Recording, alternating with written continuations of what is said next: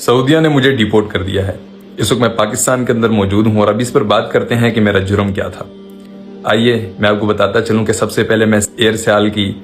Flight لے کر جب میں احرام باندھے جہاز کے اندر بیٹھا تو میں کافی خوش تھا، کیونکہ میں ایک ایسی عبادت کے لیے جا رہا تھا جس کے لیے ہر ایک مسلمان خواہش مند رہتا ہے۔ تو جب میں جدہ کی سرزمین پر لینڈ ہوا تو امیگریشن والوں نے وہاں پر مجھے حراست میں لے لیا اور ان لوگوں نے مجھے تقریباً 24 گھنٹے نظر بند رکھا وہاں پر، اور ریسنٹلی جو ویڈیوز آپ سے شیئر ہوئی ہیں وہ جدہ کے ایئرپورٹ سے آپ کے ساتھ شائع کی گئی ہیں۔ یہاں پر میں آپ کو بتاتا چلوں کہ میرا جرم کیا تھا۔ جرم میرا ایسا جرم ہے جس کو میں فخر سے اور سینہ چوڑا کر کے آپ کو بتانا پسند کروں گا کہ مجھے فخر ہے اپنے اس جرم پر کہ میں فلسطین کے لیے بات کرتا ہوں، میں ظلم کے خلاف آواز اٹھاتا ہوں،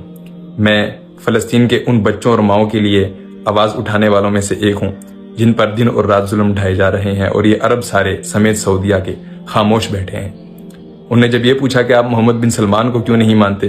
تو میرا یہی جواب تھا کہ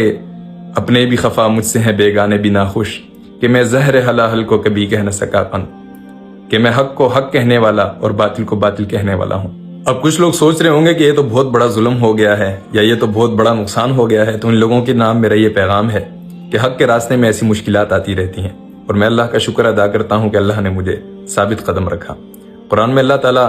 فرماتے ہیں، اس کا مفہوم میں آپ کو بتا دیتا ہوں کہ والعصر، کہ مجھے زمانے کی قسم ہے، ان الانسان لفی خسر، یعنی جتنے بھی تمام انسان اس دنیا میں موجود ہیں سب کے سب خسارے میں ہیں، الا الذین آمنوا، سوائے ان لوگوں کے جن لوگوں نے ایمان لایا۔ اور صرف ایمان لانا کافی نہیں ہے، وعملوا الصالحات، ایمان لانے کے بعد انہوں نے نیک و صالح اعمال کیے، وتواصوا بالحق، اور حق کی وصیت کی، وتواصوا بالصبر، اور وصیت کے بعد ان لوگوں نے کیا کیا، ایک دوسرے کو صبر کی تلقین کی، یعنی حق بیان کرتے ہوئے اگر ان کے راستے میں کوئی مشکلات آئی ہیں تو وہ اس پر صبر کرتے ہیں۔ جو لوگ ایسے کرتے ہیں، یعنی ایمان لاتے ہیں، اعمال صالح کرتے ہیں، حق بیان کرتے ہیں اور پھر اس پر صبر کرتے ہیں آنے والی مشکلات پر،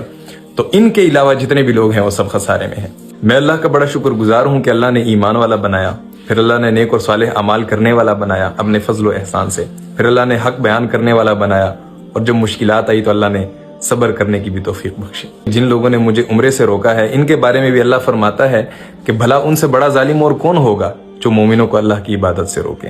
تو ان لوگوں نے اپنی انا میں باطل کا ساتھ دیتے ہوئے آج مجھے